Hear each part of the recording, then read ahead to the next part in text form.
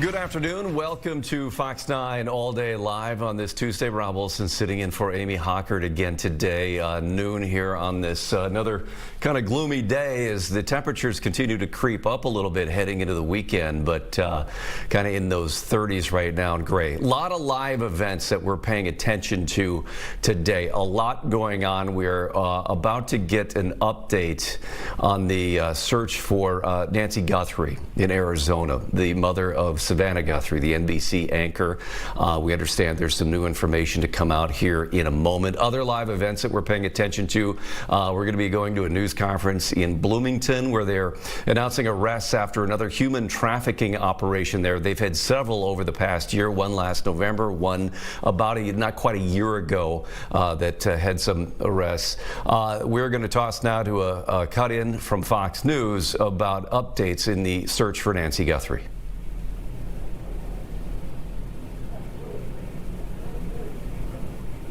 We are trying to get the audio here, but they're releasing some photos here of a potential suspect. And what's so chilling about some of these images that were released by the FBI is that this individual is armed. He has a firearm resting right at the front of his body. Otherwise, he's completely covered for the eyes. Those are the only things that we can see, and maybe a little bit of the mouth. What's interesting, this could be the break that authorities have been looking for and hoping for. We have been hearing all week about how someone disabled the front door camera of this home. Director Patel says this is the individual who they believe disabled that camera. Okay, and so what we heard from authorities very early on is that they were hoping that there would be data behind that camera. From what we were told by Kurt Knudsen, our cyber guy who helps us with this, analyze this stuff, he told me, and he told us when we were talking to him, that this could be what he had referred to as unseen data. What does that mean? That means that when you have these door ring apps, they collect data constantly, and they're trying to figure out what is it that the user wants to see. And what do we want to see? We want to see somebody walking up to our door. We want to see if a pet is outside. We don't want to see the leaves rustling. We don't want to see minor things out there.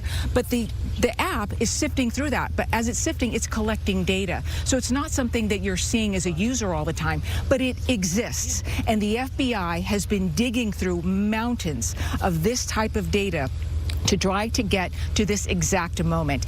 And Director Patel says that they believed it had been lost, corrupted, or inaccessible due to a variety of factors. And through partnership with private corporations, they were able to extract these images. And John, we just hope that this is critical to helping solve this case. You know, Alicia, as we have these 4 pictures up at the same time here, I just want to identify a couple of things. I mean, clearly you can see the way this person stands on the far left photo with the almost full body image that we see there. Anybody who, you know, we all stand differently. We all walk differently. We have different gaits. Certainly, this can tell a family member or a friend or anyone who has known this person during his life. This could alert somebody. The second picture, we're left sort of wondering what's happening there. It looks like maybe there's a plant that was growing over the doorbell or over the camera that he's pulling to the side. The shiny glove in the far 2 right pictures, I don't know where to buy those gloves. Obviously, they can start to look at who might have sold this person those gloves, where they might have obtained gloves like that, but I imagine this has given them so many more leads than before they had these pictures. Yeah, exactly. And those gloves, they're striking, right? But it looks almost like there are multiple layers there, perhaps protecting against any sort of DNA transfer with the plant. Yeah, I'm not sure what that is, because when I turn around and look at the door, there's somebody delivering something at the house here right behind me. We're not exactly sure what's going on here, but there is no foliage. There are no plants hanging. There's nothing to see in front of the door if you take just a look at it. So perhaps he brought that up there with him. We don't know. Getting back to what you said about the way they stand, investigators right now are really counting on someone out there who may be related to somebody involved in this, but isn't directly connected to the crime, to recognize something. That's what's going to matter. That's why this family, these investigators want everyone out there in America to keep their eyes peeled for anything that may even seem so small and so remote that if they come across it, to report it. If there's a family member out there or a friend who recognizes this stance, that could be key to helping them track down this individual. Sandra, John.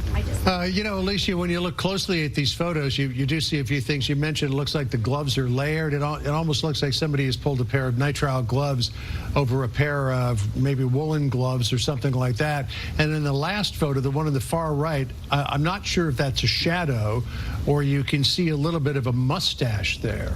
Apparently, according to some of the editorial that we've received, the family does not immediately recognize who this might be. But it is very chilling that somebody in a ski mask with this degree of protection against leaving any kind of DNA trace comes up to the door. That would suggest that this was not just some... All right, we've been listening in to new developments, breaking news here in the search for Nancy Guthrie, the mother of NBC anchor Savannah Guthrie in Arizona. Pictures of a potential suspect here. We know she's been missing for 10 days, and at the time of her disappearance, it appeared her doorbell camera had been disconnected, and these pictures appear to show maybe that process here at her front door. Again, hoping people recognize just from either articles of clothing or kind of the body type or the stance here of this person might recognize somebody here. That leads to tips about who this may be and what happened to Nancy Guthrie, again now 10 days ago. We'll keep you posted on any new developments, any new information we get here in the next couple of hours. But right now we need to go to Bloomington. Bloomington police, of course, have had several major human trafficking investigations. Last March, one that notably indicted a state senator, one in November. It included an employee of ICE. Now another briefing. So let's listen to Chief Booker Hodges with more details. Prairie. We're looking for sex traffickers, those who have been sex trafficked. We're in the process now of investigating one potential sex trafficker, which has been a first, I think, in one of our operations, where we're able to actually get one of the people who are actually potentially doing the trafficking, and that's something that's really difficult to do. So before I get started, you know me, I like to sing. We called this Operation Looking for Love in All the Wrong Places. And you can Google Johnny Lee, who I didn't know sung this song. I'm going to talk to you about in a little bit who I thought originally sung this song. But when you're listening to me, I want you to keep this song in your head as we're talking about these guys. So I'm going to play this. I'm going to attempt to sing it. Looking for love in all the wrong places. Looking for love in too many faces. Searching their eyes. Looking for traces of what I'm dreaming of. Hoping to find a friend and a lover. I'll bless the day I discover another heart. Looking for love. Yep, all these guys came here looking for love in all the wrong places. And the person who I thought sung this was Eddie Murphy. In tribute to him, looking for nub in all the wrong places. I was looking for nub in all the wrong places. Seriously, that's who I thought sung this song before we got to that. So a tribute to him. So every last one of these guys we arrested. They came here looking for sex. And unfortunately for them, they were looking for love in all the wrong places. We'll start off with Mr. Sean Boyer, who's 55. He's been arrested a few times for this. He wanted to do a car date at the laundromat because, you know, he was doing his laundry. So we're going to give him something to wash. He's going to wash one of these orange jumpsuits he's going to wear. But I think he's going to be charged with a felony because he's liked to do this multiple times. He was convicted in 2018, which I think was one of our juvenile prostitution details. So some of these people just don't get the point. So we locked him up. Alexander Moran out of Bloomington, we had a bunch of Bloomington residents this time, which I, for the life of me, don't understand. Either you are living off the grid or something where you just don't come to the city and do that. You live here, man. Come on, man. Salvador Leon, South St. Paul.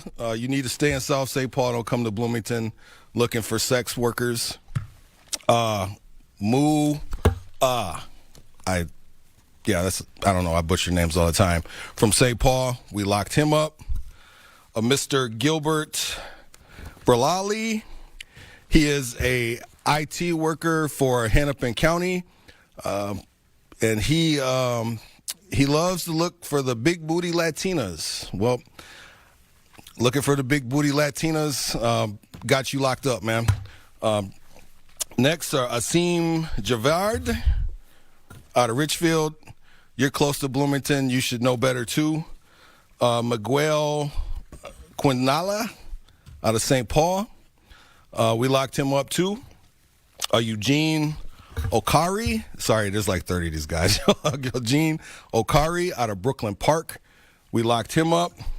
Mr. Mark Kevin Johnson was formerly a man of the cloth. This is not his first go-around either. He was convicted of prostitution, of soliciting a prostitute in 2016, and I think he was arrested in 2007, so obviously he ain't learned his lesson either. Carlos Guzman, Minneapolis, we locked him up.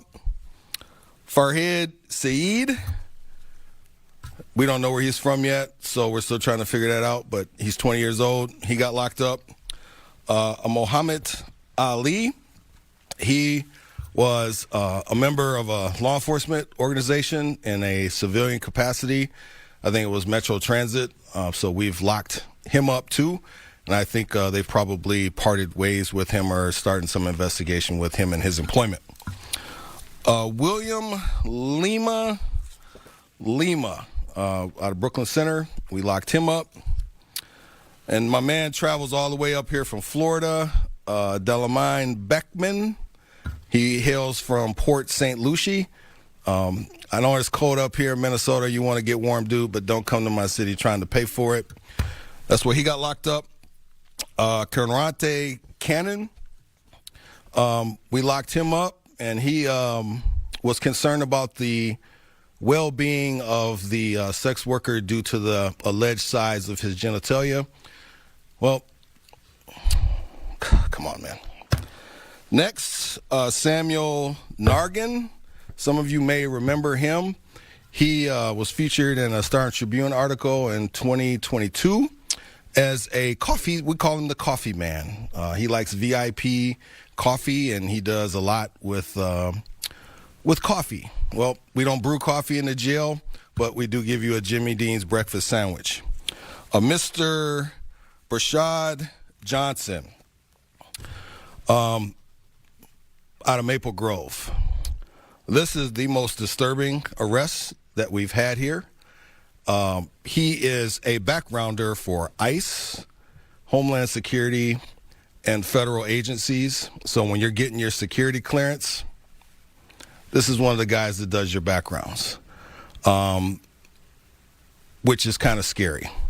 So we locked him up, and I think if you're going to be, these people get access, they get a high security clearance, right? Because again, for all the ICE agents, Homeland Security agents, and people getting security clearance, this is one of the people that does the backgrounds, and you come here trying to purchase sex. We locked him up. I don't think he's going to be passing a background check no time soon. Jonathan Flores, 26 years old, out of Minneapolis. We locked him up. Mr. Regali, out of Spring Lake Park. We locked him up. Mr. Lance, we locked him up. And when he got out of jail, he said that he might be calling the police to save him because his girlfriend was going to be pissed. That's normally what happens. These two guys, so both these two guys, they wanted to show up because one of them was a virgin, and their intent was to both of them have sex with the sex worker. So one of them was going to lose their virginity to that. And I think they're both virgins to jail, too, so I guess they accomplished one of their goals. Well, they're no longer virgins to jail because we locked them up. And this is a picture of them walking together, going to lose one of their virginities. Grant's going to put that up there. They're going to lose. Oh, that's the other picture, Grant. Oh, we'll get. So they're going to lose their virginity together. Like I said, I think they lost virginity going into the jail. Next, Mr. Sahal, we locked him up. Jorge Sabanez out of Belle Plaine, we locked him up. You all get your little 2 seconds of fame. Mr. Crespo, we locked him up. Mr. Alex, we locked him up. And both these guys are in Bloomington. Any resident in the city who doesn't know better by now needs to really check themselves. Mr. Fluentes, we locked him up. And then this is one of the oddest things we've seen in a while. And Grant, you can get this picture up here. Mr. Brian Mead. So Mr. Mead shows up, and, he's got to get ready before he goes and, engages with the sex worker. The picture here of him, he has a blue towel. He places a blue towel on the ground and starts doing push-ups. Push-ups before he's going to get engaged with the sex worker. Well, I guess in jail, we don't have a gym, and I guess people are going to figure out how to way to work out. But, at least he's neat. He doesn't want to get, dirt on his hands, so he places a towel on the ground, starts doing push-ups. 38 years old. Peyton Manning said it best in a commercial a long time ago. When you get our age, man, just get bigger T-shirts, dude. It's over, man. And Mr. Ba, he's 19 years old, out of Golden Valley. We locked him up. And Mr. Montanaco, he was insistent that the decoy wear red and black. Well, unfortunately for him, our decoy is not going to be wearing red and black, and he's going to be wearing orange, and we locked him up. So before I take any questions, I just want to close on a few things. If you know anybody who's being trafficked, please have them contact Cornerstone at 866-223-1111, or they can go to dayservices.org. And our detectives and all those who are involved did a great job on this operation, obviously. And then one of the lead detectives, I'll just call him, we got Agent J and Agent K. I'll just call him Agent J. This will probably be his last operation. And he did a phenomenal job. He's been really instrumental in locking a lot of these guys up. So with that, we'll take any questions you may have. You mentioned this was a record amount of people to bring in. Is there something going on or within this operation that you think led to this many arrests? Yeah, I think, what you're having happen here, and we've been getting kind of whispers in the community, is that with this Operation Metro Surge going on, that a lot of these workers are having to go underground. So I think a lot of this is attributed somewhat to that, where people think that they can get away with this stuff now, so they're going to start to do it. And then especially in this case, we used a Latina female for a decoy, so there's been I think that probably contributed to some of this too, like people thinking that they could just get away with some of this stuff.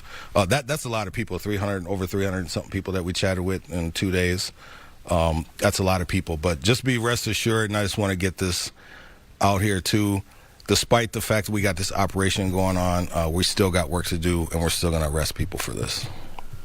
You talk about some of the people you had mentioned earlier about ICE, and that some people, there was some arrests that you were attempting to make that they thought you were ICE. Could you Yeah. So Obviously, with everything going on in our community, the area where we had set up our operation, people kept putting on social media that there's a large law enforcement presence in this organization, in this area, and they're running these type of operations. So people can see this on social media, and if we're telling people to come to this area to meet this decoy, they're not going to come because they see this online and they know it's us there or the police there. So that, Phil, if you go back and look during the days we're doing this, there's a lot of online chatter about law enforcement activity by this hotel, and some people didn't want to come because of that, but obviously 30 of them. All right, we've been listening in to Bloomington Police Chief Booker Hodges discussing the arrest of 30 men in what he calls Operation Looking for Love in All the Wrong Places. This is a sex trafficking sting that began around February 4th. He likes to display his personality in these news conferences, as we continually see. He likes to name these operations after songs. Last November, it was Operation Creep, and last March, announcing Operation I Can't Help Myself. And again, in this one, 30 men, and he went through all the different arrests here in this, again, involving undercover agents and around a hotel. He's mentioning some of the police activity that people confuse for potentially immigration enforcement activity. But among those arrested, somebody said who works doing background checks for ICE agents, just one of the 30. All right, we've got a lot more to come here on All Day Live, including, well, we're going to check in a little bit later with the curling club in St. Paul, but that's where they're having a watch party going on right now as the U.S. mixed doubles curling team, a couple of Minnesotans, one with ties to the club in St. Paul, another with ties to the one in Duluth, but they're watching here in this gold medal round game here versus Sweden, which is nearing the end. We'll be checking in with them a little bit later too at the conclusion of that curling match. All right, we'll be back in a minute. First here, a look at the warming forecast this week. Our cloud cover, well, it's day 2 of that fun, as we might see a few cracks develop toward the back of the day here in the Twin Cities, certainly getting there in our southwestern viewing area. We hit the upper 30s yesterday. We saw a couple of isolated 40s in the South Metro yesterday afternoon. We're going to stay in the mid 30s today because, well, that's where we've been all day. We dabbled with a couple of temperatures cooler in the low 30s in the wee hours of the morning, but we were about 34 and 35 all during the morning commute, all through the late morning, and here we are for the afternoon, steady as she goes. A couple of cracks in the clouds develop after 3 or 4 o'clock this afternoon. Southwestern Minnesota seeing more sunshine this afternoon as that sky opens up, heading into the low 40s in southwestern Minnesota. You don't have much of a snowpack there, but we've been pretty consistently thawing since those highs in the upper 30s of yesterday afternoon. Northwest winds a bit breezy. That's the key with today. Yesterday we didn't have a breeze pretty much at all. Today just kind of gusty. We've had gusts to 30 miles per hour off and on through the morning through the afternoon now. Overnight tonight we will refreeze as the sky opens up in the 20s. Then we make a run for some legitimate midweek mellow tomorrow, a high of 38. With not much of a breeze at all and a lot of sunshine for your day on Wednesday. That impulse we've been talking about for our Wednesday night and Thursday morning will probably just stay well to the south of us. Southern Minnesota, a little light spritz or some drizzle or some very weak flakes. Otherwise, some cloud cover up into the Twin Cities. Gives way to sunshine Thursday afternoon with highs in the lower 40s. And then we say goodbye to the snowpack. 47 and sunshine on Friday, and that allows us to really warm up. 49 on Valentine's Day and 40s to near 50 heading on into your President's Day holiday Monday.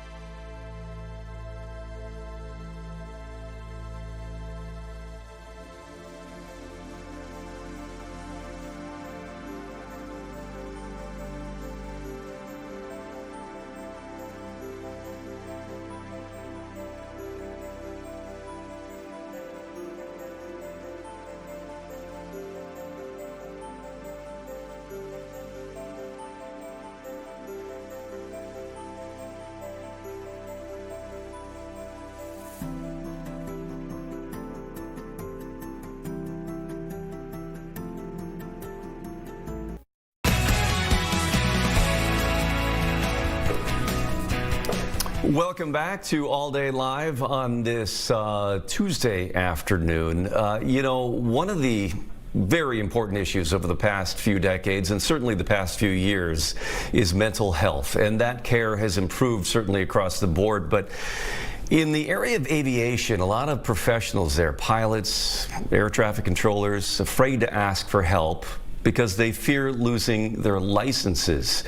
U.S. Senators John Hoeven from North Dakota and Tammy Duckworth of Illinois introduced a Mental Health in Aviation Act this past spring with the goal to modernize FAA mental health regulations, encourage early treatment for aviation professionals to remove the stigma here. It passed in September.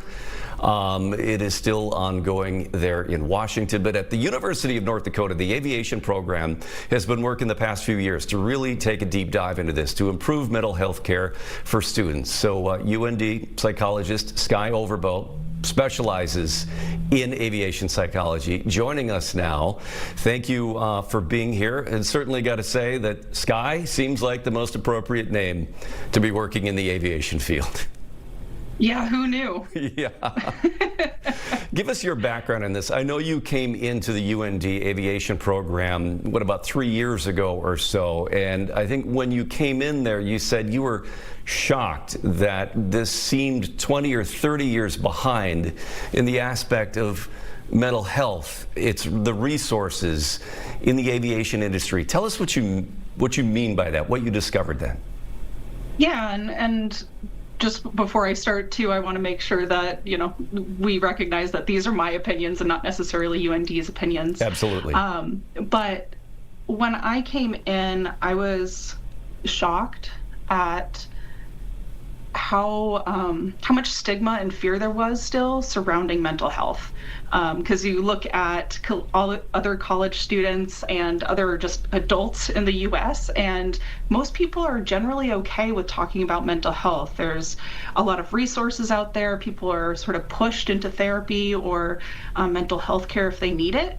And for pilots, that was not the case. There was a lot of fear and judgment there still. Yeah, and I know a lot of this grew out of an incident in 2021 where a 19-year-old John Hauser took his own life while on a flight, and the note he'd left to his parents, you know, nobody knew he was dealing with mental health issues, and a note that he had left said, if anything can come of this, it's that the FAA changes regulations. Because here was a student who was afraid of losing his ability to be a pilot if he reached out for help. Is that an accurate summary, and is that an accurate depiction of what you see as a broader issue? Yeah, his death really spurred UND and I think other places around the country to really push the improvement of mental health care for pilots and air traffic controllers and other aviation personnel. There is such a big fear surrounding seeking help for mental health care that pilots and air traffic controllers just don't.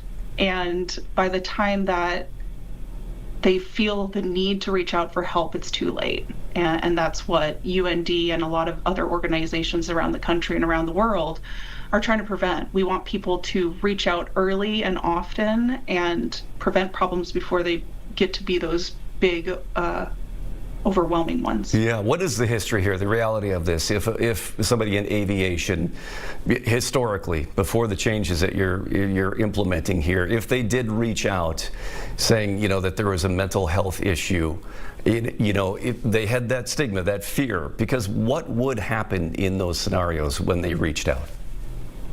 Yeah, so the FAA has put in a lot of work in updating some of the rules and regulations, but prior to these, the fear was that a pilot or an air traffic controller would lose their medical certification, which is needed to be able to fly, to work in the tower, to do anything. And pilots and air traffic controllers spend a lot of time and money in training to be able to do their job. And for example, if a person reported a diagnosis of depression or adjustment disorder, which is very often diagnosed if you just go to normal therapy, if you had that diagnosis and you reported it, they would lose their ability to fly right then and there.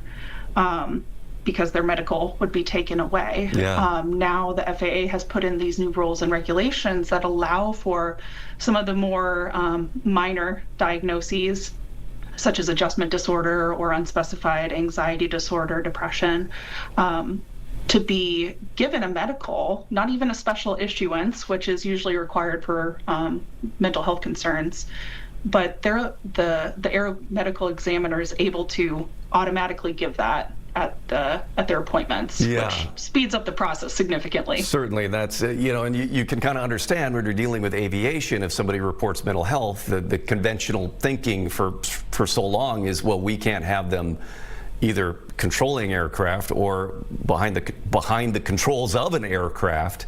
And so that sort of makes sense until you think about, well, if this is going undiagnosed and untreated, then it's just compounding the concerns, right? Yeah. And just like the rest of the people in the world, pilots and air traffic controllers experience mental health concerns. I mean, if you've had a bad night of sleep, if you've had a rough call from your partner, your head is not necessarily going to be in the game. And for the majority of America, you're able to reach out for support through therapy, through talking to your doctor, friends, colleagues, and get support. But for pilots and air traffic controllers, that has not been an option. And for a large portion of aviation personnel, it still feels like it's not an option. So you mentioned, getting the FAA regulations changed in order to remove the stigma, in order to speed up, getting the help and the process, that people don't have that fear that it's going to be a long time to get back behind the wheel or behind the controls of an aircraft. What is UND? What is your program also doing concurrently to that to improve mental health access and response? So along with the laws that are trying to get passed through the Senate and the House, UND has also worked with local legislation to get funding to create an aerospace medicine center, which would provide care to aviation personnel in North Dakota, including some of the general aviation pilots who are usually farmers that haven't been able to access care. A large portion of what I do here, though, is see aviation students, whether that's air traffic control, whether that's commercial pilots, what have you, and I see them for therapy. I am embedded in the aviation buildings, so hopefully that reduces the barrier, makes people more comfortable with coming to see me. I'm a real person. I'm not in some high and mighty building. And UND has also started the Uplift Peer Support Program. So I believe it was in 2022, they started the Uplift Peer Support Program. And that is sort of overseen by me as far as the training, make sure people know how to support their peers in a way that makes them feel heard and understood, and then also direct them to services if they are experiencing sort of a higher level of distress than what the peer can handle. So we currently have about 15 or so peers that take calls from students in the aviation program and give support that way. And this has been ramping up pretty good. We keep getting more and more people each semester, and I think it's been really helpful for a lot of folks. Is this program, does it remain unique now, or has this inspired similar programs at other aviation schools across the country? So our program was one of the first collegiate peer support programs, which was a really cool thing to walk into. But now we have a lot of other collegiate programs who are actually following suit or coming up with these new and other unique ways to support their peers, whether that's like a therapist in the buildings, whether that's a secondary service that people can use in the program, or other peer support programs as well. Okay. And peer support within Europe is very common. In fact, it's required by a lot of the legislature there. And United States is sort of behind in that aspect. So when the Aviation Rulemaking Committee put forth those 24 recommendations regarding aviation mental health, they did recommend for peer support programs to get more traction, get more support. Okay, and finally here, you know, some of the stresses that pilots face and air traffic controllers are obvious, right? I mean, there's stressful portions to that job. What are some of the other stresses that people may not think about that you see pilots experiencing? Yeah, so I think for commercial pilots, air traffic control folks, their schedules are crazy. If you think about the shift work that a lot of people go through, having that crazy sleep schedule is really dysregulating a lot of the time. They spend long times away from home, from family, from support. They don't have very constant connections with a lot of their colleagues, so they're in the cockpit with someone new each time. There is also a large cost to losing their medical. So there is not a lot of support from airlines or other organizations. It's improving, but it still's lacking. And there's not a lot of support in keeping them on salary. So if a person loses their job, they are out for up to 2 years going through this process of getting their medical back. Yeah. And if they're not with a company who's very supportive, they're going to lose their livelihood. All right. Yeah. All right. Well, thanks so much for taking time for us today. A very important topic, and one that, you know, a lot of us had never really thought much about before until you get kind of an eye-opening conversation like this. Skye Overbo at the University of North Dakota, aviation psychology. Thanks for taking the time, and good luck with your continued work in this field. Thank you, Rob. All right. Thanks for having me. It is 12:37. We got to take a quick break. A lot more to come here on All Day on this Tuesday. A lot of developing news that we're following. We'll be right back.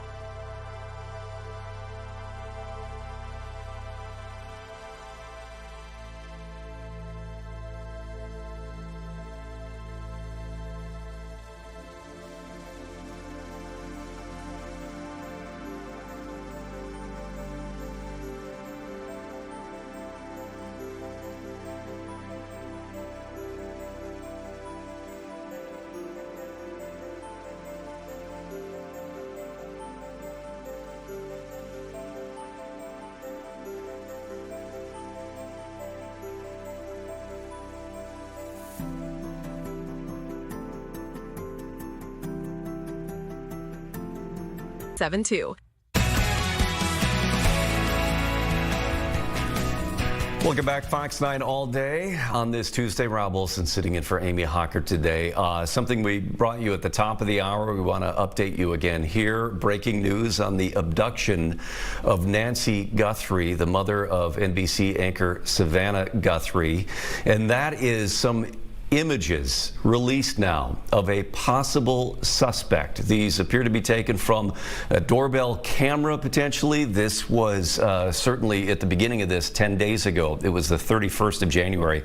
One of the things we learned early on is that her doorbell camera was disconnected, and following then her Wi-Fi was disconnected. I think it was a heart monitor or some sort of medical device that she has also disconnected. These are images of a potential suspect certainly here, and they're hoping that somebody recognizes either the clothing or the eyes or the body build or the stance here to give investigators some leads on suspects. So again, these photos released by the Sheriff's Department just in the last 45 minutes. Some video as well, I believe, yes, that they pulled these images from. So this is the video. And then they released the still images from this, hoping people recognize anything with these very unique gloves. It almost looks like boxing gloves in a way, layers. The backpack, the pants, anything with the way the person walks. But again, this video, we're going to keep watching this here to see what we got. Appears to be picking something up. Oh, it was appears to be, picking up something, a plant here from the landscaping, and try to put it over the camera is what this appears. So came up, looked at the camera, went back and got something from the landscaping, brought this back up to go over top of the camera.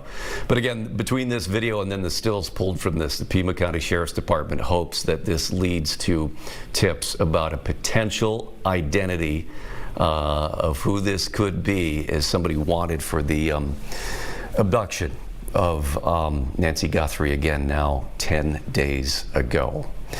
All right, also happening this morning, and this just wrapped up around noon hour or so, is a testimony in Washington, D.C.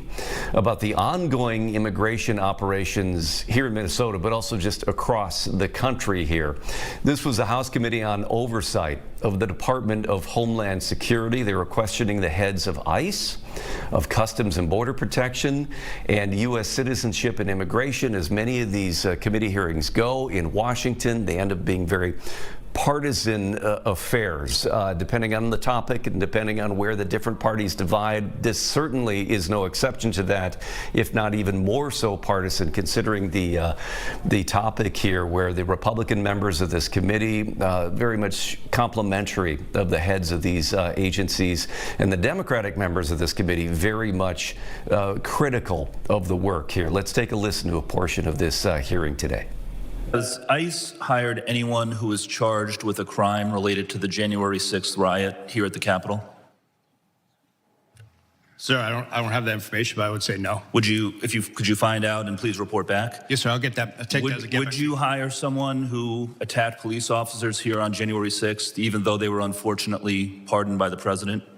Sir, we take assault on law enforcement very serious, and we have a good, strenuous vetting program. I'm sure. Thank you. Commissioner Scott, how many of your agents have been disciplined for excessive use of force over the past year? I cannot comment on ongoing. I'm not asking you to comment on specific investigation. How many of your agents have been disciplined? I'm just asking for the total. I'll get that number to you. I don't have it in front of me. All right. I sent you a letter asking that question and haven't received a response. Will you commit to sending a response to me, please? Yes, sir. What guidance have you given to your agents about asking people walking on the streets of America to show proof of citizenship? Sir, as I stated earlier, the men and women of ICE, deportation officers, special agents, we conduct targeted intelligence-driven operation. We don't walk around on the streets asking people about their American citizenship. Really? So all of those individual American citizens who have been randomly asked are lying. Is that what you're saying? Sir, if the men and women of ICE are conducting an investigation, whether it be for Title 8 immigration enforcement or Title 18 criminal enforcement, they'll ask someone their nationality. Right, but that's not targeted because they're asking all sorts of American citizens, including off-duty law enforcement. Now, have you directed at any point your agents under the Supreme Court's racial profiling ruling to only stop non-white people and those who look like immigrants to ask for their citizenship papers? No, sir, I haven't. Now, you are aware, of course, and there's well-documented, numerous well-documented instances of people, American citizens, being asked to show and prove their citizenship. Do you know what other regimes in the 20th century required similar proof of citizenship? Yes, sir. What? Sir, there was various nefarious regimes that did that. Is Nazi Germany one? Yes, but Is the Soviet Union one? I honestly, Sir, I'm asking the questions. Is the Soviet Union one? Yes, sir, but I totally, this is the wrong type of questioning.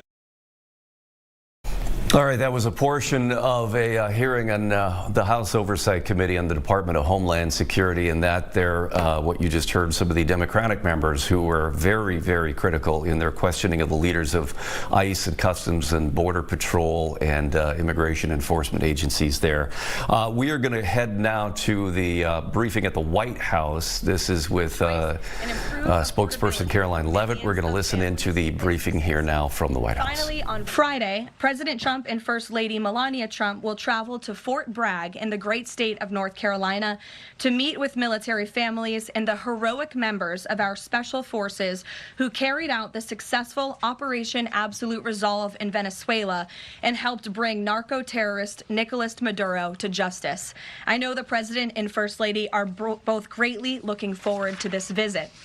Also, the First Lady will celebrate Valentine's Day at the Children's Inn at the National Institute of Health tomorrow, with children, families, and NIH staff involved in clinical trials. In other news this week, thanks to President Trump signing the largest middle-class tax cut in history, this is shaping up to be the biggest tax refund season ever, and we are in it now. President Trump and Republicans fundamentally believe that Americans deserve to keep more of their hard-earned money, not less, which is why he fought so hard to deliver this long overdue relief. From no tax on tips, overtime or Social Security, to auto loan interest deductions on new American-made vehicles, plus increases to the standard deduction and child tax credit, more money is flowing back into the pockets of hardworking Americans. We're already hearing from everyday Americans across the country who are reporting substantial tax savings thanks to the Working Families Tax Cut, which every single Democrat in Congress voted against. AMAC, which represents millions of Americans, has heard directly from more than their 1,000 members already about how the Trump tax cuts are easing cost of living concerns. I wanted to share a few of those powerful responses with you today. This one comes from Dean and Wendy in Wisconsin, who says, quote, instead of paying out $3,700 last year, we got back $2,500 in refunds this year. This is huge for our family. Steve from California said, quote, the new senior citizen deduction is a tremendous relief and has given us peace of mind and the freedom to truly enjoy the retirement years we worked so hard for. Eric from Nevada said, as a senior, no tax on Social Security helps me tremendously. The no tax on tips helps my daughter-in-law as a waitress. The no tax on overtime helps my son, who works constantly. Our family savings from the One Big Beautiful Bill could total even more than $5,000. We love the Trump tax cuts. These are just a few positive examples of the everyday Americans that President Trump's tax cuts are uplifting. We'd love to hear more from the American people across the country who are benefiting from the Working Families tax cuts. The White House is also pleased to share that parents across the country can now officially apply to open a Trump account for their child. In order to apply, parents can visit trumpaccounts.gov and fill out the IRS form 4547. These Trump accounts are special investment accounts aimed at providing American children with a jump start. All right, we've been listening into the briefing at the White House with Press Secretary Caroline Leavitt talking about tax season, about refunds here, and now about savings accounts for kids that is opening up for college savings. All right, we are going to take a break right now here on All Day Live. When we come back, we're going to be talking all things sports with Max Fuller. We got to talk Olympics. A lot of Olympics to talk about, especially curling. Yes, love that sport. We're going to be right back here on All Day.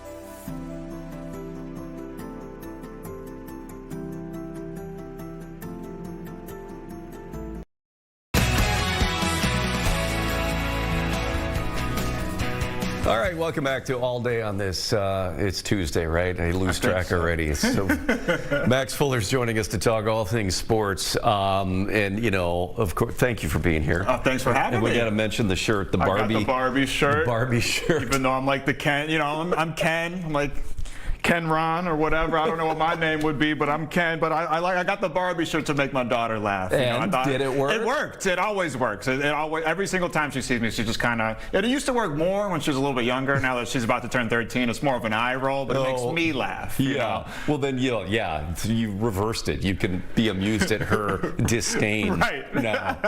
All right. Well, we just watching the Olympics here, and we just saw the mixed doubles curlers. Yeah. Corey and Corey. The two Corys from Minnesota. And in the gold medal meet or match against Sweden. And it just concluded. It just came up short. And they just came up short. It came down to the eighth round? The eighth end. The eighth end, they call it. Yeah. Sweden needed 2 to win, 1 to tie, and then they knocked it out of the way. And they got it. They got the 2. But Corey and Corey still take home silver, but it's a heartbreaker. It is a heartbreaker, but, you know, again, a silver medal. Yeah. I mean, you don't want to scoff at that Still either. pretty dang good, It was still extraordinarily fun to watch that team, and we get so much more curling to come because now the individual, the men's and the women's teams separately start to get going here soon. For sure, Minnesota has a great curling legacy. I think that was going to be the first time that anybody had won from Team USA mixed doubles. I don't think we've won mixed doubles. I don't believe so either yet, but in the individual rounds, I mean, the Minnesota represents. They show up. All right. Well, you've had fun watching that. Oh yeah, it's been a blast. I've been locked in on so many things that I never would have ever been watching. Luge, big air, which isn't lobbyists in Washington. It's like it's actually snowboarders doing tricks in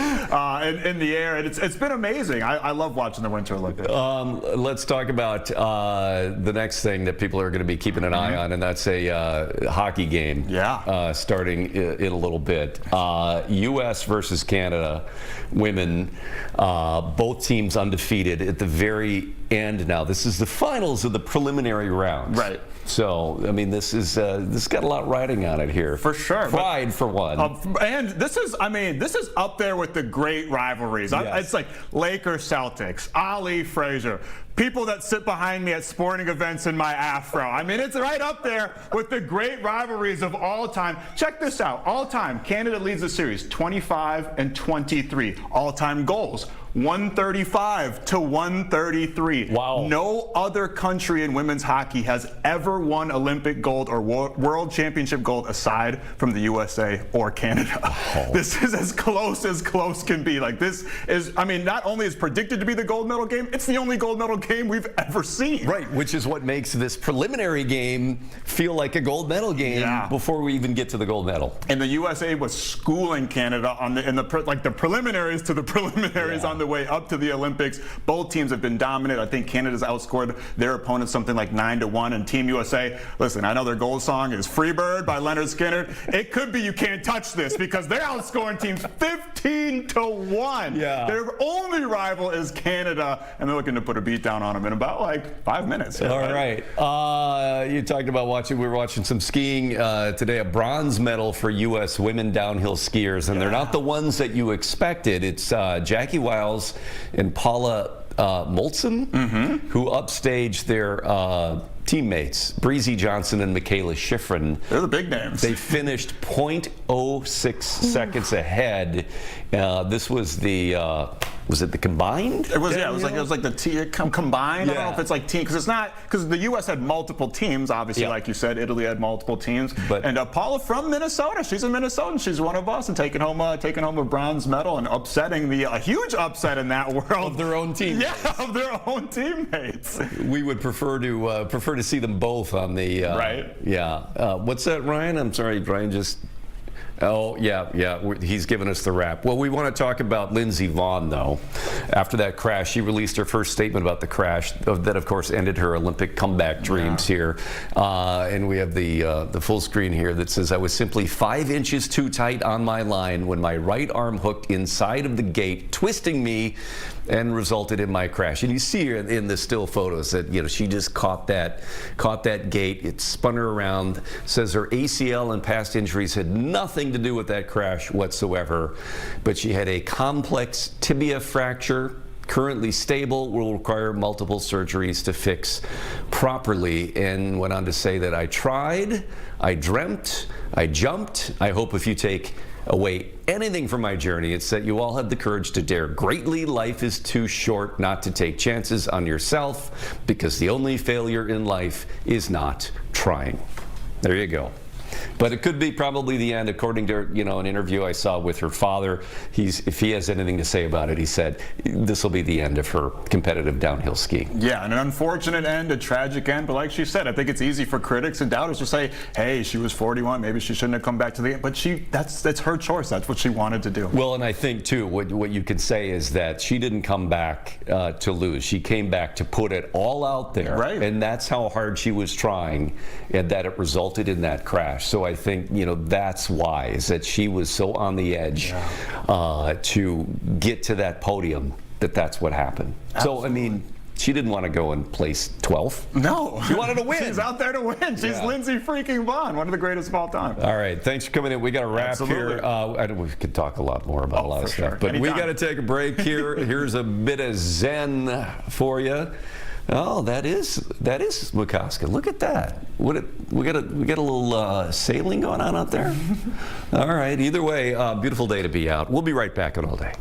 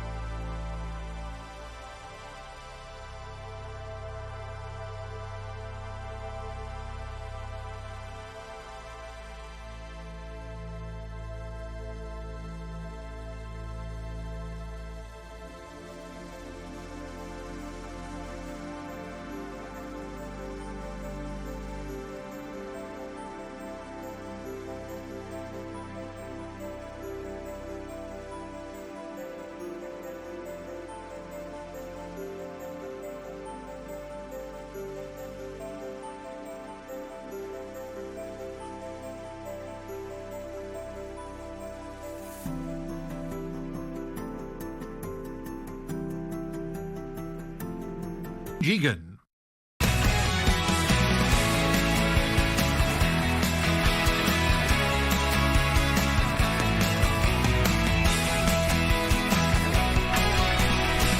All right, welcome back to All Day Live on this Tuesday. Rob Olson sitting in for Amy Hocker today, and we got to start here with something a little bit lighter than we normally begin the hour with, because it just happened and it had a lot of attention here from us and a lot of people around Minnesota. For the first time ever, the U.S. curling mixed doubles team competed in the Olympic gold medal match.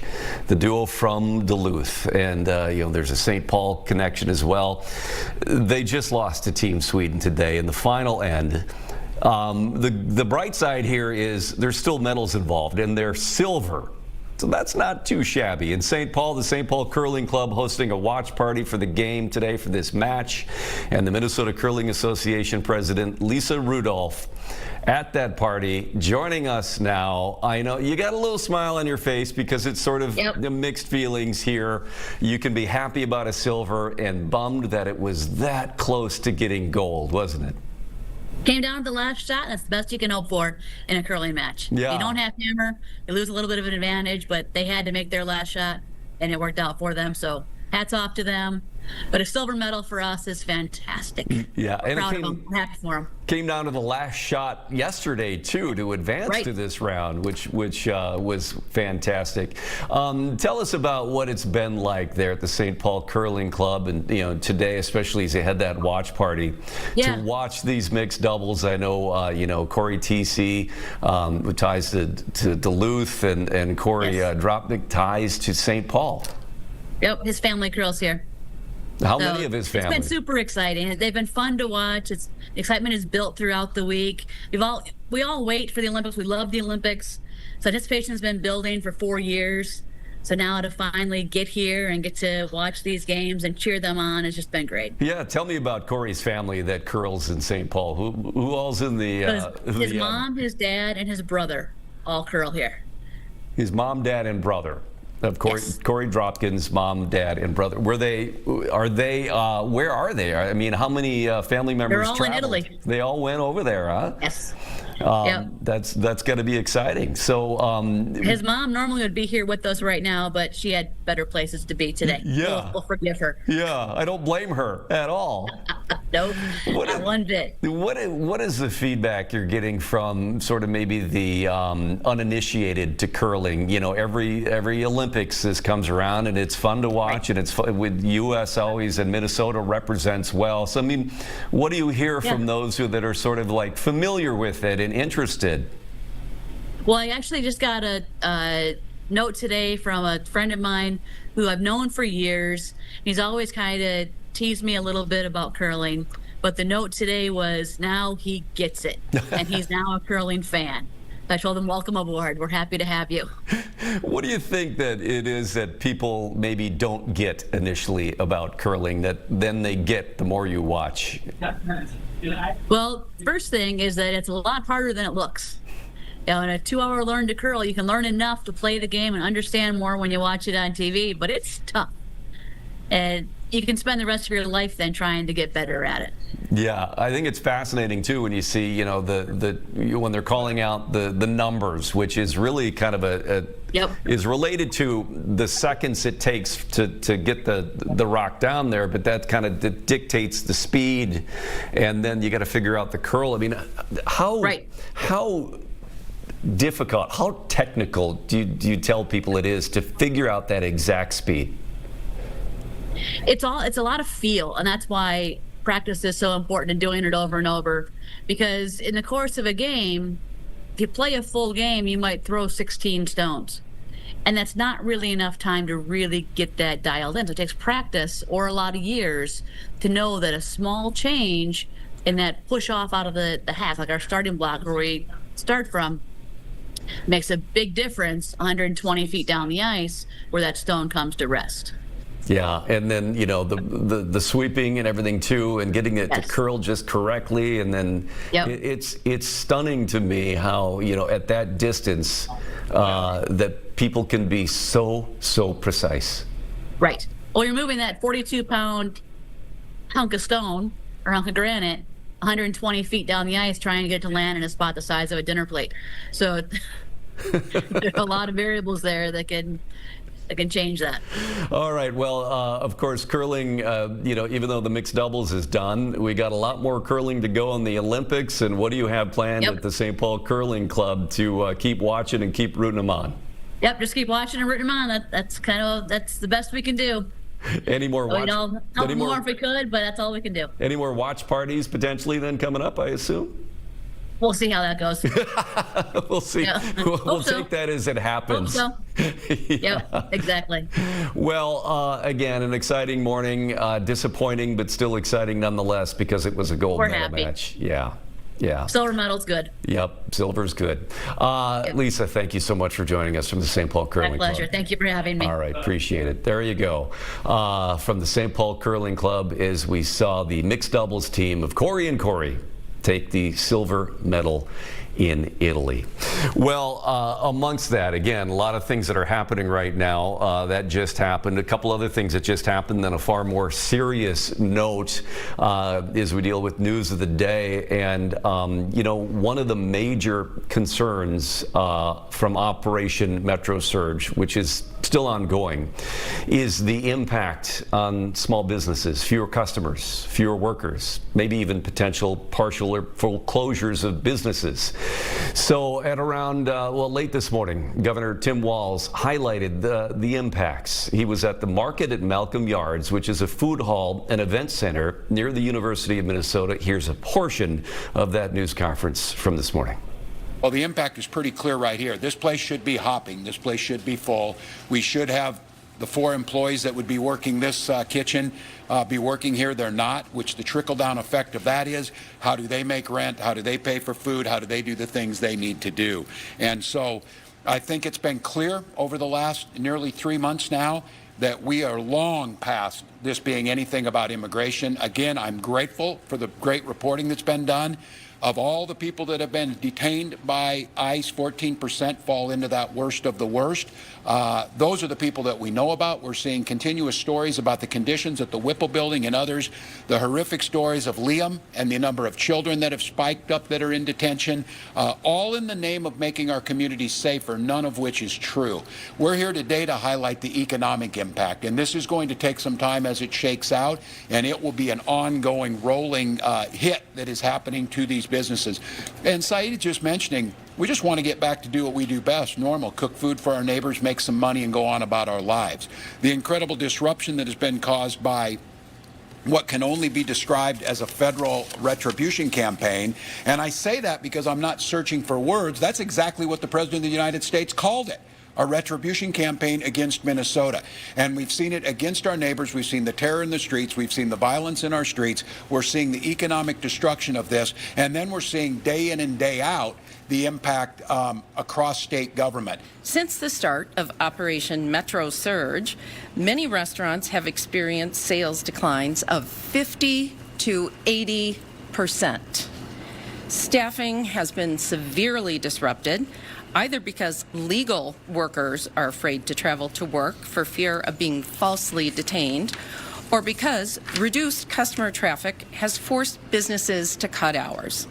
Private events have been canceled or postponed, and many establishments have shortened operating hours simply to manage the drop in demand, per what you see today.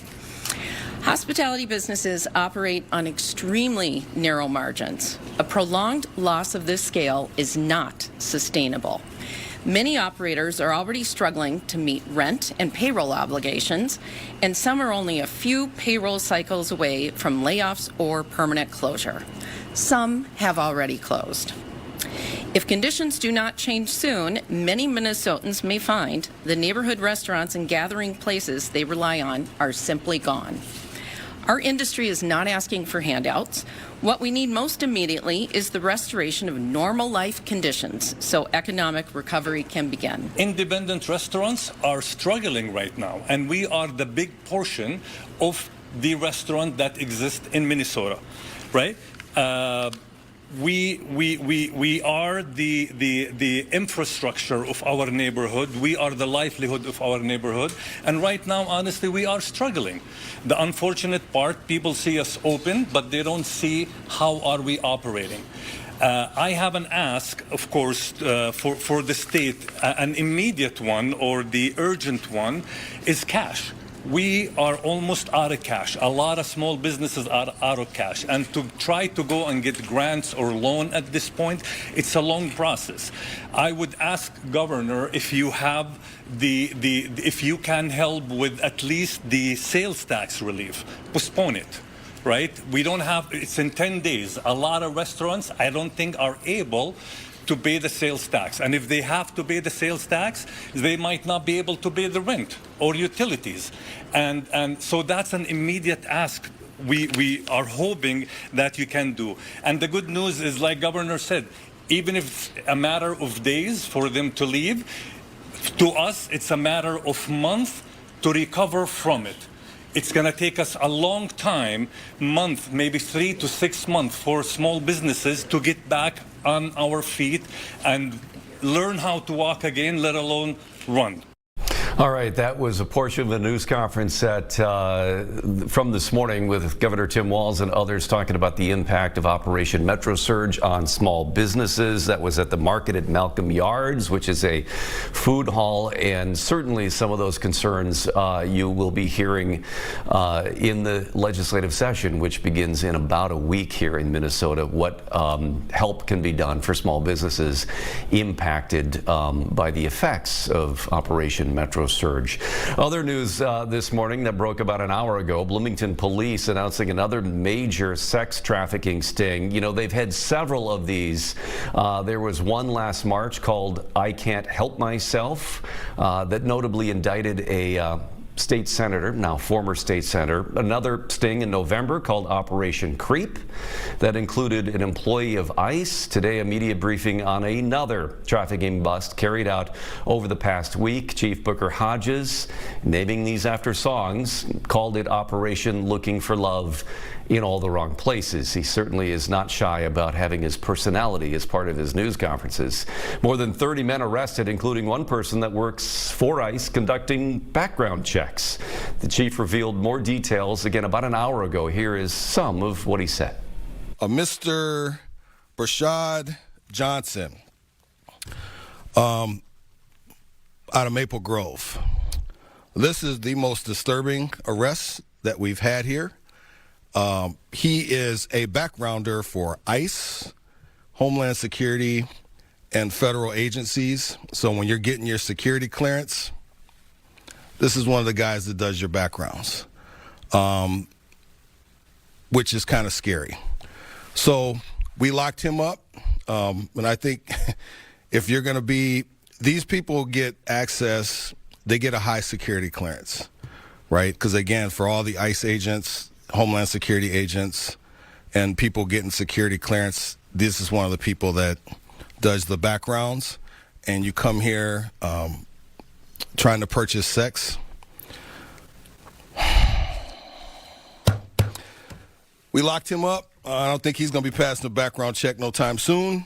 What you're having happen here, and we've been getting kind of whispers in the community, is that with this Operation Metro Surge going on, that a lot of these workers are having to go underground. So I think a lot of this is attributed somewhat to that, where people think that they can get away with this stuff now, so they're going to start to do it. And then especially in this case, we used a Latina female for a decoy. So there's been I think that probably contributed to some of this too, like people thinking that they could just get away with some of this stuff.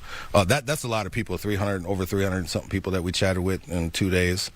That's a lot of people, but just be rest assured, and I just want to get this out here too, despite the fact that we got this operation going on, we still got work to do, and we're still going to arrest people for this.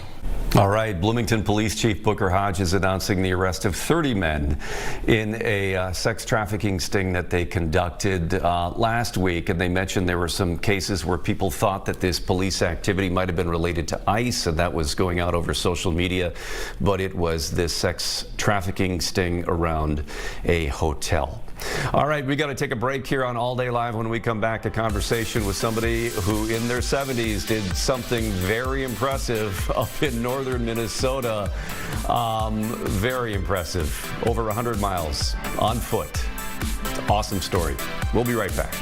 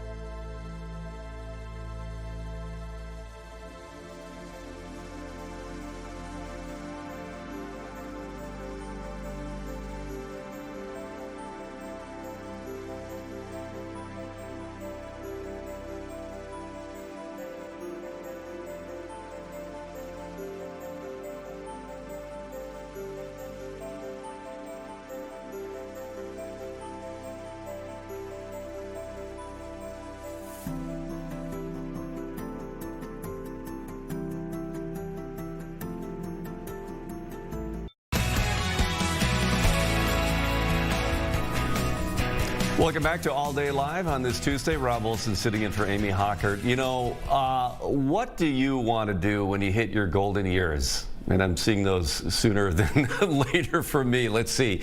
Play golf, read more books, play more pickleball, hang out on more beaches. Yeah, that's all on my list. But for Michael Copy of Hermantown, Minnesota, he's chosen a different path because the 75-year-old is now the oldest person to complete the Arrowhead Ultra 135 on foot. The Winter Ultra Marathon runs 135 miles, hence the name, between International Falls and Tower, Minnesota. And he's joining us now, Michael Copy. I know you finished this, Michael. This is about 2 weeks ago that you crossed the finish line. 2 weeks later, how you feeling? I'm recovering. I'm not 100%, but pretty close. No, I ran this morning. You ran this morning. Good for you. For those who, don't know exactly, everything about this race, and I know you've done many of these, long foot races. Tell us more about this particular race, the Ultra 135, and what makes somebody like you, especially at age 75, say, sign me up. Well, this race starts, like you said, in International Falls, and it's the last week of January, which statistically is the coldest week of the year. And they do that on purpose. And it kind of lived up to its name this year because we were in minus 20 degrees for much of it, and sometimes even hit minus 30 degrees. So it was a very cold year. And we pull, you can do it either on foot, which I did, where you're pulling a sled with about 50 pounds of required gear and all of your food, of course, and stuff that you need to make it. And then, but you can also do it on a bike or you can ski it. And I chose to do it on foot. Yeah, and it looks like you were one of 32 people to finish this on foot. 38 other people dropped out along the way. What do you see on these courses, for those 38 people that didn't make it, besides the conditions, the weather? I mean, what are the factors that lead to some of these folks not being able to make it across the finish line? Yeah, so, when it's that cold, especially, if you make any mistakes, everything gets compounded. And so it can, make it so that you end up dropping out of the race because of the cold. So, you have to really meticulously plan all your gear and all your food and make sure everything is where you need it. And but we all make mistakes. I did too. And, and then you have to learn, okay, how do I deal with this?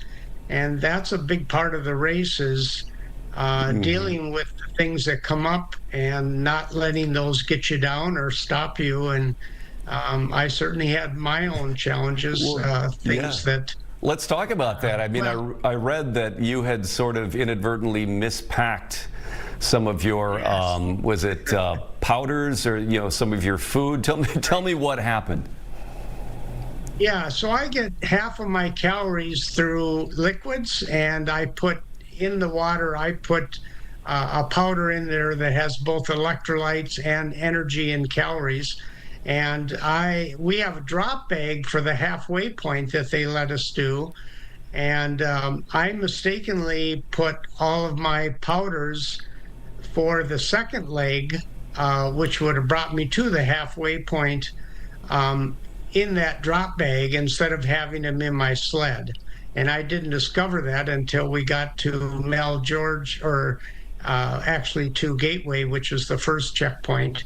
And I went to get those powders to get me to Mel George, where my next stop would be, and discovered they weren't there. And so I had to just use water. And then the problem too, when it's that cold now, the water freezes much easier when it doesn't have the electrolytes and the powders in it. So after about 2/3 of drinking the water, the bottle would be froze. And so I didn't even have the liquids that I needed.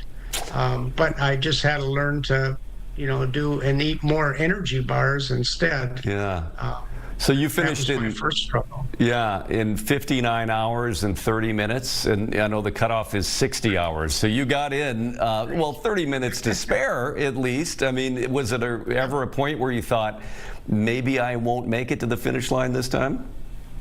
There was at 5 miles before the finish. Now, at this point, I had been, going for, almost 3 days, and I'd only had an hour of sleep. And so I tried to do the math when I got to the 5 mile mark before the finish. Okay, I got 5 miles left. How much time do I have? And when I did the math, and again, like I said, my brain wasn't functioning on all the cylinders. It showed me that I was not going to make it, that I was going to be an hour late. And so I called the medics, Todd, and told him that I'm not going to make it. You might as well come and pick me up with the snowmobile. And he said, oh, no, you can make it. And then he showed me math-wise how I could.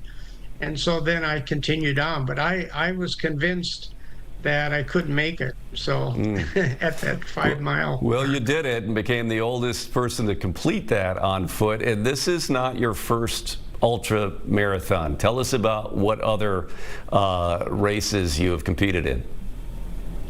Yeah, I've done 9 200-plus mile ultras. I'm going for my 10th one this summer. And I hold the FKT, which is fastest known time on the Superior Hiking Trail. I did that when I was 69 years old. The person that held it was 26 years old, and I beat his time by 28 hours. Nice. So it's, FKTs are generally set by younger people. But, the one thing is a lot of these longer distance, that was 310 miles, by the way. And it took me just a little over 5 days to do that. But a lot of this is not necessarily speed. It's more, endurance and being able to handle the things that come at you, and, just having the mental capabilities of staying with the things that happen. I just love the fact that you're out competing and breaking records is set by people much, much younger than you. What is the secret? I know people always ask that kind of thing, and maybe there's not a secret, but what advice do you have for people to keep going and being active, whether it's in their 50s or 60s, and you in the 70s? What do you say to people? Yes. Well, I think the first one is just that, is telling yourself, don't use the age as a crutch. Just say that, what do you want to do? And if you want to do some things, don't let your age be a handicap, because it doesn't need to be. And the main thing is, if you have the passion to go after something, just go after it. And then, of course, it takes work to get some of those things, but you set your goals, and that's how you go after it. So, yeah. Wow. Yeah. And also, you did this as a way to raise money for something that you feel is important. Tell us what you're doing. Yes. So I'm trying to raise money for the YMCA here, Lake Superior YMCA. And if people feel inspired about my story, they can go and donate to the Lake Superior YMCA. And, I feel the YMCA is much more than a pool and a gym. It's truly a community organization that helps our whole region. So I'm trying to, use the notoriety that I am getting from this to help raise awareness to that and also to help raise money for them. Well, it's good notoriety to finish the Ultra 135 on foot at age 75, the oldest person to do so. That's fantastic. Before we let you go, what's next for you? Sure. Well, I'm signed up for a 100-miler in Wyoming, and that'll be in the middle of June.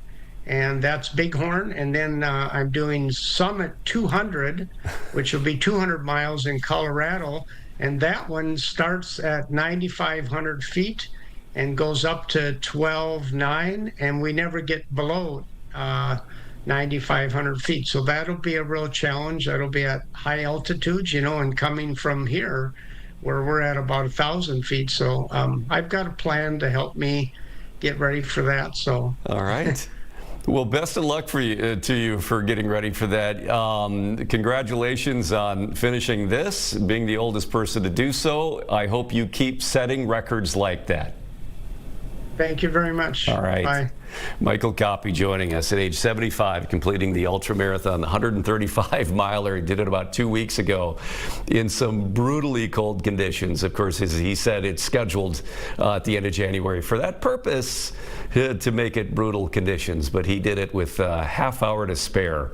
All right, we're going to take a quick break here on All Day, but before we do that, we're going to check on our warming forecast. Cloud cover this morning and through the afternoon and into the evening. Well, not quite. Certainly lingering from our morning to the afternoon, that's for sure. Looking at Red Wing at the moment as the dominant feature persists, but southwestern Minnesota already giving up some of that cloud cover for the day-to-day. Now, steady temperatures, yeah, that's about what we got for the day-to-day, but by the later afternoon hours, we might see a few cracks and develop in the clouds here in the Twin Cities, but by that point, the sun's getting lower in the sky. And we're heading on into sunset. But sunshine later this afternoon in southwestern parts of the state, heading to the 40s. Yesterday we saw 40s and 50s to the southwest. No snowpack there, but yesterday we stayed in the upper 30s in the Twin Cities because we didn't have much of a breeze. Our breeze yesterday averaged to 5.6 miles per hour. So therefore we didn't stir the air around, and all that snowpack that we had just refrigerated the lower atmosphere, and then it just didn't get mixed around, and we just stayed cool. That's why we had so few temperatures touch 40 or 41 in parts of the South Metro. 38 was our official high at the airport. Now today, we got plenty of breezes, winds 10 to 20 miles per hour, occasionally a gust of 25 or 30. Well, that's stirring things up, but it's keeping the cloud cover around and keeping temperatures with cold air advection from really moving anywhere. That's why we're kind of static in the mid-30s for the day-to-day. We'll break that cloud cover up overnight tonight, and for tomorrow, ample sunshine, the winds relax. Highs in the upper 30s for tomorrow. A lot of melting going on with the sun itself and with those warmer temperatures. Plenty of 40s all across southern Minnesota as a whole. Our next impulse, we've been talking about that, runs on through, but it keeps all of the moisture well to the south, if that. A lot of just wannabe rain and spritzes and sprinkles and maybe a little light snow in far southern Minnesota into Thursday morning. Cloud cover for the rest of us, and then that breaks free and it's back to sunshine Thursday afternoon. We make a run for the low 40s into the day on Thursday. And that pretty much puts an end to our snowpack overall. If it doesn't there, then on Friday. And that allows us to start having temperatures run away with themselves as we head on into the weekend ahead. We put it together on a forecast then for today. Breezy with a thaw, a bit gusty, but temperatures just hold steady. No motivation to warm up, so we don't. Maybe a few cracks in the clouds develop after 3 or 4 o'clock this afternoon here in the metro. Certainly across southwestern Minnesota as you're heading to those 40s. Calmer, frozen at night, 23 for your overnight low, and then the good old-fashioned midweek mellow as we go on into our day on Wednesday. Quiet, sunny, upper 30s for highs. That's about 10-plus degrees above average, and plenty of melting for your day on Wednesday. Then our impulse rides on by, mainly for southern Minnesota with moisture, very light in nature. Cloud cover in the metro to wake up to Thursday morning. And then sunshine in the afternoon as we make a run for the lower 40s, mid to upper 40s on Friday with sunshine, upper 40s on Valentine's Day. And whereas by this weekend our records are in the 60s, the one exception to that is on Valentine's Day. And are you ready? Our record on Valentine's Day is only 50. And we're walking right up to that almost. So yeah, we'll see about that. 47 on Sunday with mostly sunny sky and then partly sunny on your President's Day as we make a run for the 50, and that won't be the only day early next week. Now we're not going to go for a long time with that, but a couple of days next week are possible to get up there in those lower 50s.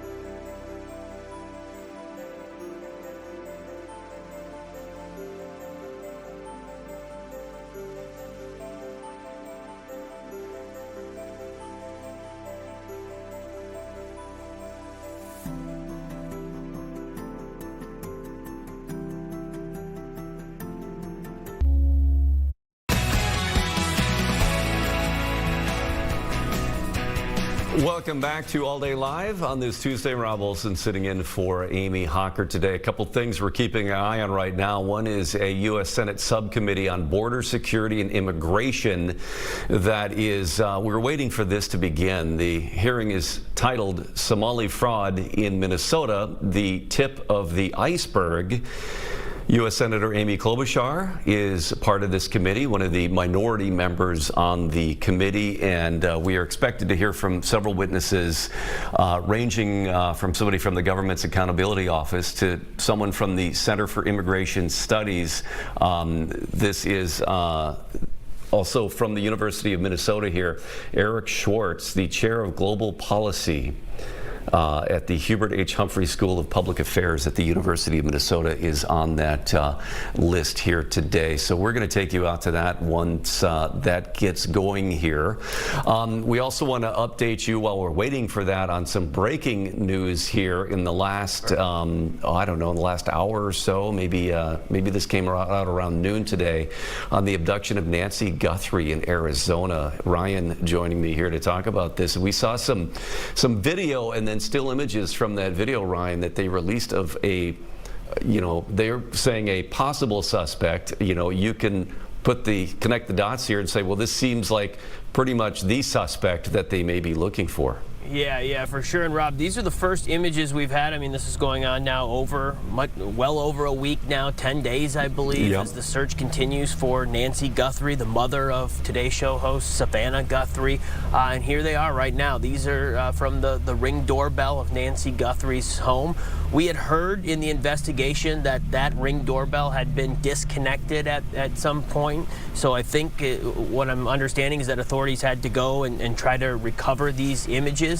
So we have some full screen images that were taken, and then also some video of this possible suspect, as investigators are calling him, as he's approaching the door, kind of then realizes that there's a camera, a Ring doorbell, and then, as you'll see here in a little bit, tries to go find a plant or something to obstruct the camera. You're looking around here for something, going out then into the landscaping in the front yard and pulling up something from the landscaping there and coming to arrange that then over the camera, which is what you're seeing now here, to try to block that before the camera then ultimately became disconnected. And I saw, in the timeline of this, the camera is disconnected, and then some other things were disconnected in the home as well. And then her, I believe it was a heart monitor maybe that was, that she had connected to her phone. I can't remember exactly what the medical device was now, but then that lost contact with her phone.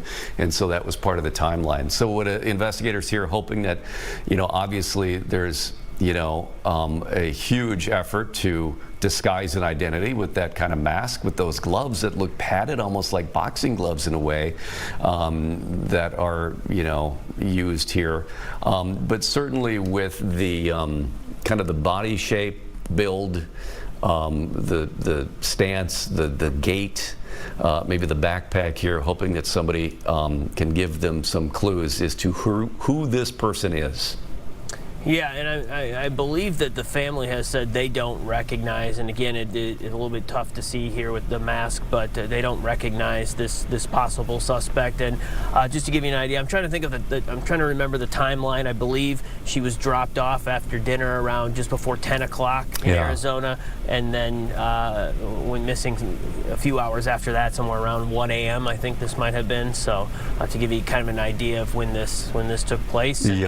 And that was 2 weekends ago. So yeah, as we move into the second week now of this search for 84-year-old Nancy Guthrie. But after 10 days where they've had, some ransom notes, some of them that were, fraudulent ransom notes, others that they're still investigating. Otherwise, they said they just have not had a lot of leads here to go on. And so certainly this is the biggest lead that they've had in 10 days. Yeah, and you mentioned the gloves. Maybe the gloves are going to be something that investigators are going to try to figure out what kind of gloves those are, where they might have been sold. So I think that's kind of next in the investigation here.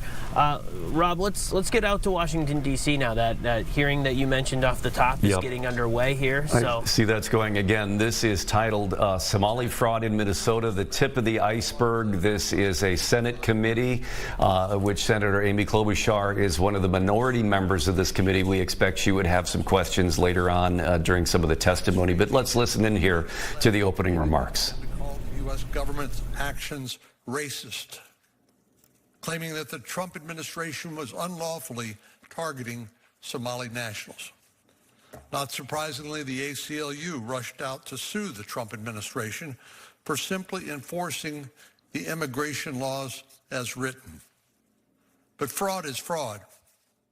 And this recent episode, unfortunately, appears to be just the tip of the iceberg. I expect to hear more as the Department of Justice continues its investigations into fraud, not only in Minnesota, but also in states like California. Recently, the Government Accountability Office estimated that the federal government loses between $233 billion and $521 billion annually due to fraud and improper payments. Let me say that again. $233 billion to $521 billion is lost every year due to fraud and improper payments of federal benefits and other public funds. Our national debt has surpassed $38 trillion and continues to climb. If the United States could recoup these hundreds of billions of dollars lost to fraud every year, we might actually have some hope of getting our fiscal situation on a sustainable trajectory. I imagine that the 1 in 4 American households who live paycheck to paycheck would love to have even a fraction of that money to pay down their bills, to buy groceries, and even treat their family to a dinner or a movie. Now, eliminating fraud is more than just a matter of fiscal solvency. It also directly affects the safety and security of American citizens. Much of the fraud is committed by aliens, many of them criminal aliens, and we don't know what they're doing with those stolen funds. In 2023, the Federation of American Immigration Reform, or FAIR, estimated that Medicaid lost approximately $8 billion in funding annually due to fraud attributable to illegal aliens. Similarly, FAIR estimated that the illegal aliens have obtained more than $3 billion in earned income tax credits, with the average filer receiving more than $4,000. Over the last 2 years, $700 million in cash, largely tied to Somali couriers, has been flown out of the Minneapolis airport via suitcase, according to DHS officials.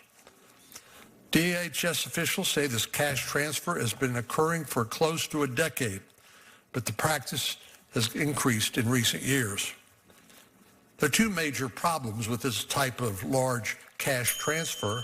First, we don't know whether the source of this cash is from any federal, state, or local benefit program. And second, the money could be used to fund Somali terrorist organizations like Al-Shabaab. Taking cash out of the country is not necessarily illegal. Any individual departing the country with more than $10,000 in cash must file a customs declaration form about the amount of cash before they take off. The Somali couriers are, in fact, legally declaring the cash they're taking out of the country, ironically. From a fraud and national security perspective, the current customs form is not expansive enough to disclose the source of the cash these couriers are taking out of the country or the ultimate recipient of the cash. Later this week, I plan to introduce a bill to address this issue. This bill, called the Stop Somali Currency Airport Smuggling Through Hawala's Cash Fraud Act, or Stop Somali Cash Fraud Act, will strengthen the customs form for non-citizens only who are taking more than $10,000 in cash out of the country. This bill will require disclosure of whether the cash is from any federal, state, or local government contract or benefit, additional background information on the individual transporting the cash, and additional background information on the ultimate recipient of the cash. Most importantly, it will require filing the customs form 72 hours in advance, which will give Customs and Border Protection more time to fully vet the form before allowing non-citizens to leave the country with suitcases full of cash. In addition to those smuggling money out of the country to potentially supporting terrorists, those who commit fraud while staying in the country also pose a threat. President Trump's team at the White House has uncovered numerous examples of illegal aliens arrested for crimes who've also been receiving Medicaid.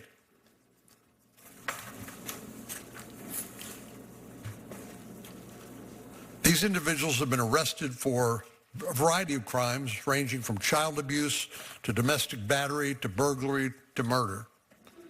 During deliberations for the working family tax cuts, which strengthened guardrails against illegal aliens receiving Medicaid, Democrats repeatedly assured Republicans that illegal aliens are already ineligible for Medicaid and that we are simply barking up the wrong tree. But I'm grateful to President Trump and his team for showing the American people the truth about what is actually happening.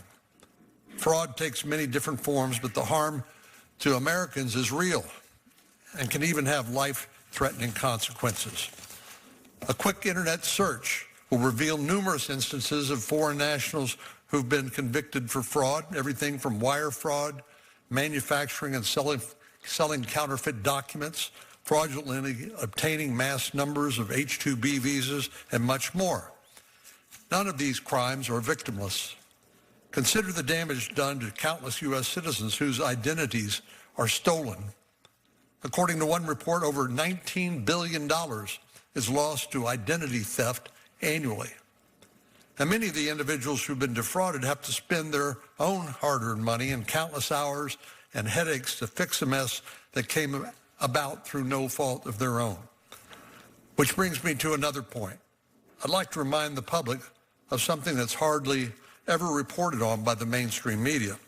Too often we hear that ICE and CBP are arresting people who supposedly have no criminal record. But the fact that an alien has no criminal record, that is, has never been arrested, charged, or convicted, doesn't mean that this individual has not broken the law. Consider what it takes an illegal alien to continue living in the United States, not to mention the fact that entering the country without authorization is a crime. To work, an illegal alien has to obtain some sort of identity document.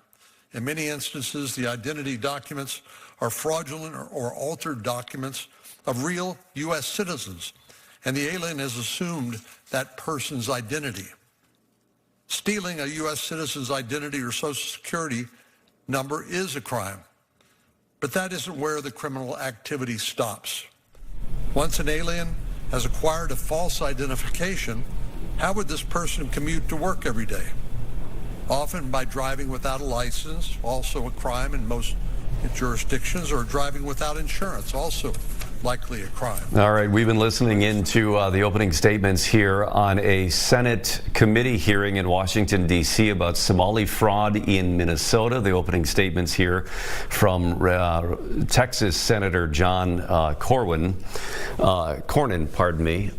Amy Klobuchar is part of this committee, is a minority member of this committee. We'd expect that she would have some questioning later, but this is going to go on for a while here with these opening statements and then testimony. We have to take a quick break, though, and on the other side of this, we will dip back into this to see where this committee, where these opening statements are headed as we go into what's going to be a few hours here in Washington, D.C. We'll be right back.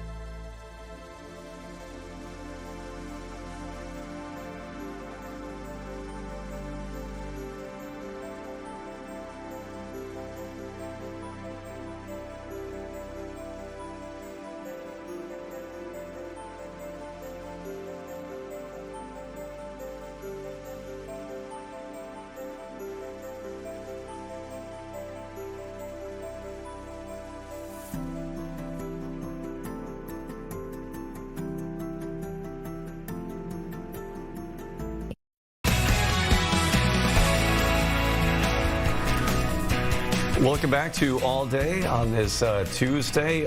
We're going to dip back in for a few more minutes into the Senate Judiciary Committee subcommittee called Somali fraud in Minnesota, the tip of the iceberg. Senator Amy Klobuchar is a minority member of this committee. A few hours of testimony here and questions expected. We're in some opening statements, so we're going to listen in for a few more minutes. We all agree on that, and that's what's happening. In fact, it's happening in Minnesota. Many of the cases being referenced have thoroughly been investigated by the Department of Justice dating back to 2022 under the Biden administration. More than 90 arrests have been made. Updated numbers that you shared, Mr. Chairman, 98 defendants have been charged. Prosecutions are ongoing, and the people at fault are being held accountable. Mr. Chairman, you're citing that 64 people have been convicted. Fraud indeed has occurred under both Republican and Democratic administrations. For decades, agencies responsible for reviewing immigration and visa applications have had systems in place to detect and to address it. The Immigration and Nationality Act includes strict penalties for fraud along with criminal enforcement mechanisms that are being used. This is current law, existing law in practice, existing law being applied. So the real question is, what's this hearing really about? It's about something far too familiar and far more troubling. It's about choosing to point to a few isolated incidents and using them to cast suspicion on entire communities. We've seen this far too often throughout American history, using isolated criminal cases as a pretext to paint entire immigrant communities with the broadest and most damaging brush possible. It's an old playbook, and it's a shameful one. We've seen it with Irish immigrants and the "No Irish Need Apply" signs in the windows of businesses. Italian immigrants suffered the same. You remember the Chinese Exclusion Act. Again and again, immigrants have been scapegoated for society's problems whenever it's been politically convenient. Today, the target is Somali Americans, lawfully admitted refugees, and U.S. citizens, and more broadly, anyone whose application was approved under a president that this administration does not like. Republicans want to take specific, well-documented cases, and again, cases that are already being investigated and prosecuted, and stretch them into a narrative of widespread abuse by immigrant communities more broadly. And we know where this leads. It becomes justification for targeting and expelling entire communities. Something that I'm not speculating about. It's happening in real time. Just yesterday, we learned that the asylum cases of hundreds of Somali immigrants in Minnesota, Illinois, and Nebraska were suddenly rescheduled or recategorized, accelerated by months, and in some cases years, to be heard by the end of next month. Why? To target a specific ethnic group and place them on a fast track to deportation without meaningful due process. But that narrative simply does not hold up against the facts, because the evidence tells a different story. Study after study shows that immigrants, both legal and undocumented, are less likely to commit crimes than people born in the United States. One analysis from the American Immigration Council found that undocumented immigrants specifically are about half as likely to be arrested for violent crimes and property crimes. Another from the Cato Institute found that immigrants overall are 33% less likely to be incarcerated than U.S.-born individuals. And if you look specifically at fraud, the very subject of this hearing, the numbers are even clearer. According to United States. All right, we've been listening into a Senate subcommittee hearing on Somali fraud in Minnesota, opening statements first by Republican Senator John Cornyn of Texas, and now by Democratic Senator Alex Padilla of California, as this hearing gets going. Both, again, painting this situation in Minnesota broadly different. You know, again, another hearing where things are very divided along party lines in terms of the outlook here on what is being investigated and what led to the problems. All right, Ryan joining me from the control room here as we wrap up another all day, and boy, a lot happening today. We had a busy day, didn't we, Rob? Right out of the gates, where we just got that news out of Arizona about the new images and the search for Nancy Guthrie. So we were busy, and then all the way through, never let up. Yeah, never let up. So we had that again, potential suspect in the disappearance of Nancy Guthrie. We heard from Bloomington Police Chief Booker Hodges, as colorful as always. Yes, he was singing again. Yes, today. He was singing about a sex trafficking bust that led to the arrest of 30 people, and of course we talked about the Olympic curlers mixed doubles taking the silver. Yes, and silver's good. Silver's very good. Silver's very good. I know we want gold, but silver's very good. Yeah, well, considering that they got into that gold medal match with the last stone or rock, depending on who you talk to, thrown to get in there, that was a remarkable achievement by itself. All right, what other sports is going on? Wolves played last night. Nothing tonight. We know the NHL's on break because of the Olympics, but men's Olympic hockey starts up, I believe it's tomorrow, or some of the, and then the women's. I believe so too. Going. And then the U.S.-Canada women's hockey game happening this afternoon, which is a preview of a potential gold medal match. And of course, Pebble Beach is on the PGA Tour schedule this weekend. Right. Now we're talking. I'm looking forward to that. Thanks for joining us on All